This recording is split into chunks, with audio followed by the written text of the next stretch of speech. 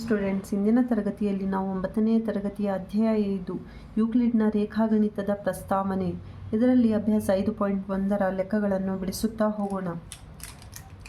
ಮೊದಲನೇ ಪ್ರಶ್ನೆ, ಕೆಳಗಿನ ಹೇಳಿಕೆಗಳಲ್ಲಿ ಯಾವುದು ಸತ್ಯ ಮತ್ತು ಯಾವುದು ಸುಳ್ಳು ಎಂಬುದನ್ನು ಕಾರಣ ಸಹಿತ ತಿಳಿಸಿ. ಅದರಲ್ಲಿ ಮೊದಲನೇ ಪ್ರಶ್ನೆ, ಒಂದು ಬಿಂದುವಿನ ಮೂಲಕ ಒಂದೇ ಒಂದು ಸರಳ ರೇಖೆ ಹಾದು ಹೋಗಬಹುದು. ಇದು ತಪ್ಪಾಗಿದೆ. ಕಾರಣ, ಒಂದು ಬಿಂದುವಿನ ಮೂಲಕ ಅಪರಿಮಿತ ಸರಳ ರೇಖೆಗಳು ಹಾದು ಹೋಗುತ್ತವೆ. ನೀವು ಇಲ್ಲಿ ಉದಾಹರಣೆಯನ್ನು ನೋಡಬಹುದು. ಇಲ್ಲಿ ಪ್ರಶ್ನೆಯನ್ನು ಕೇಳಿದ್ದಾರೆ, ಒಂದು ಬಿಂದು ಇದ್ದರೆ ಅದರ ಮೂಲಕ ಕೇವಲ ಒಂದೇ ಸರಳ ರೇಖೆ ಹಾದು ಹೋಗುತ್ತದೆ ಅಂತ ಅವರು ಹೇಳಿದ್ದಾರೆ.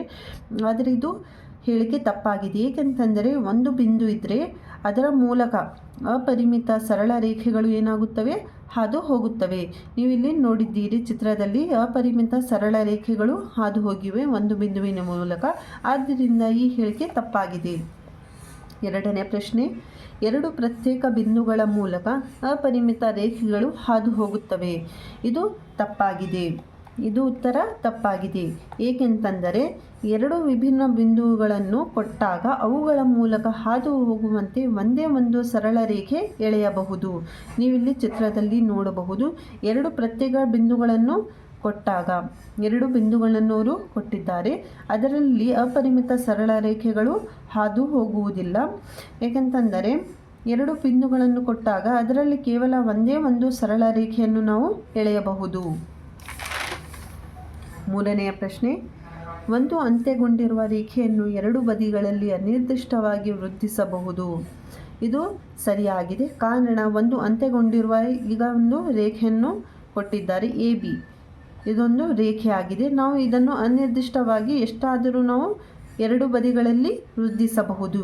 ಈ ಹೇಳಿಕೆ ಸರಿಯಾಗಿದೆ. ಏನೆಂದರೆ ಎರಡು ಬದಿಗಳಲ್ಲಿ ನಾವು ಅನಿರ್ದಿಷ್ಟವಾಗಿ ರೇಖೆಯನ್ನು ವೃದ್ಧಿಸಬಹುದು. ನಾಲ್ಕನೇ ಪ್ರಶ್ನೆ, ಎರಡು ವೃತ್ತಗಳು ಸಮ ಎಂದಾದರೆ ಅವುಗಳ ತ್ರಿಜ್ಯಗಳು ಸಮವಾಗಿರುತ್ತವೆ. ಇದು ಎರಡು ವೃತ್ತಗಳು ಸಮ ಎಂದಾದರೆ ಅವುಗಳ ತ್ರಿಜ್ಯಗಳು ಸಮವಾಗಿರುತ್ತವೆ ಅಂತ ಹೇಳಿದ್ದಾರೆ.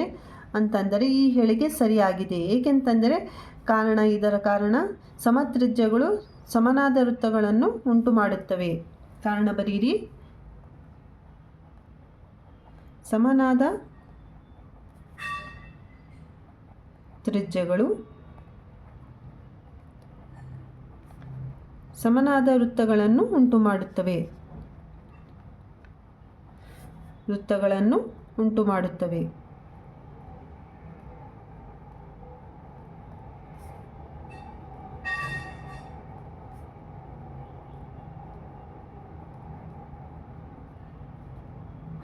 ಉದಾಹರಣೆಗೆ, ನೀವು 2 ಸೆಂಟಿಮೀಟರ್ನ ನಿಮ್ಮ ಕೈವರದಲ್ಲಿ 2 ಸೆಂಟಿಮೀಟರ್ನ ವೃತ್ತವನ್ನು ರಚನೆ ಮಾಡಿದಾಗ ಅದರ ತ್ರಿಜ್ಯಗಳು ಸಮನಾಗಿರುತ್ತವೆ ಮತ್ತು ಉಂಟಾಗಿರುವ ವೃತ್ತಗಳು ಏನಾಗಿರುತ್ತವೆ, ಸಮನಾಗಿರುತ್ತವೆ.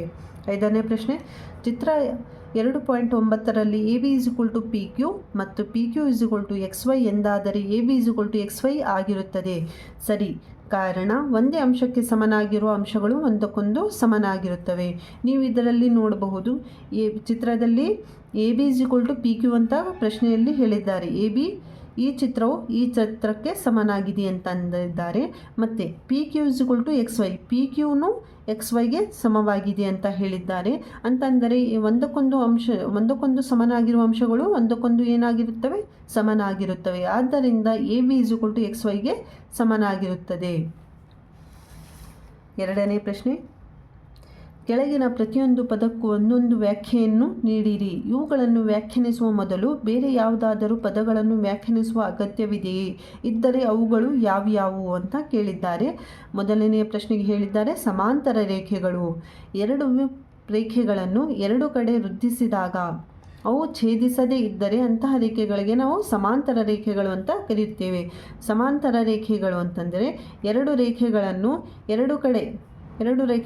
ಎರಡು ಕಡೆ ವೃದ್ಧಿಸಿದಾಗ ಅವುಗಳು ಛೇದಿಸದೇ ಇದ್ದರೆ ಅಂತಹ ರೇಖೆಗಳಿಗೆ ಸಮಾಂತರ ರೇಖೆಗಳು ಅಂತ ನಾವು ಕರೆಯುತ್ತೇವೆ.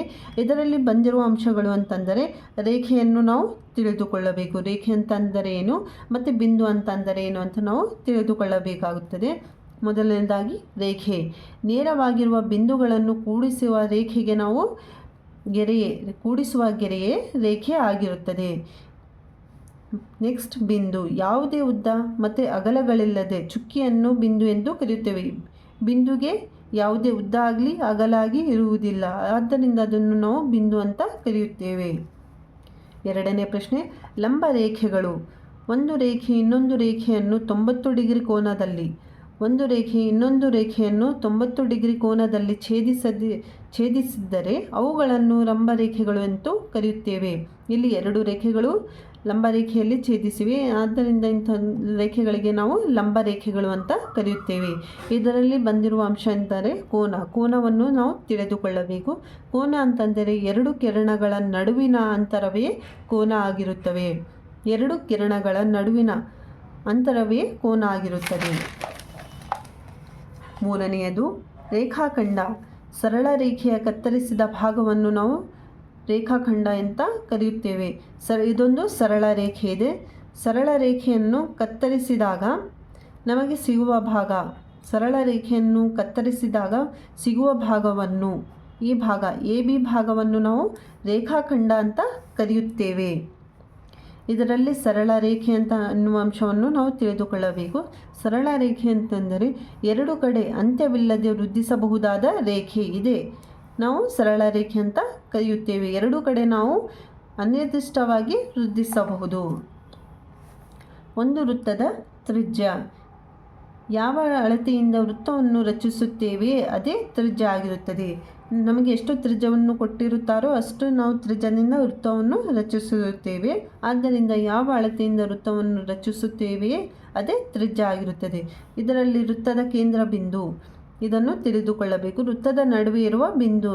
ನೀವು ವೃತ್ತವನ್ನು ರಚಿಸಿದಾಗ ಇದರಲ್ಲಿ ಒಂದು ತ್ರಿಜ್ಯದ ಅಳತೆಯಿಂದ ನೀವು ವೃತ್ತವನ್ನು ರಚಿಸಿರುತ್ತೀರಿ. ಇದರ ಮಧ್ಯಬಿಂದುವನ್ನು ವೃತ್ತದ ಕೇಂದ್ರ ಬಿಂದು ಅಂತ ಕರೆಯುತ್ತೇವೆ. ನಾಲ್ಕನೆಯದು ಚೌಕ. ಚೌಕದಲ್ಲಿ ಎಲ್ಲ ಬಾಹುಗಳು ಮತ್ತು ಕೋನಗಳು ಸಮನಾಗಿರುತ್ತವೆ. ನಿಮಗೆ ಎಲ್ಲರಿಗೂ ತಿಳಿದಿರುವ ಅಂಶ ಅಂತಂದರೆ ಚೌಕದಲ್ಲಿ ಎಲ್ಲ ಬಾಹುಗಳು ಮತ್ತು ಎಲ್ಲ ಕೋನಗಳ ಅಳತೆಗಳು ಏನಾಗಿರುತ್ತವೆ, ಸಮನಾಗಿರುತ್ತವೆ. ಇದರಲ್ಲಿ ತಿಳಿದುಬೇಕಾಗಿರುವ ಅಂಶ ಅಂತಂದರೆ ಬಾಹು. ಒಂದು ಆಕೃತಿಯು ಹೊಂದಿರುವ ರೇಖೆಗಳೇ ಅದರ ಬಾಹುಗಳಾಗಿರುತ್ತವೆ. ನಿಮಗೆ ವಿಡಿಯೋ ಇಷ್ಟ ಆಗಿದ್ದರೆ ಲೈಕ್ ಮಾಡಿ ಮತ್ತು ಚಾನಲನ್ನು ಸಬ್ಸ್ಕ್ರೈಬ್ ಮಾಡಿ.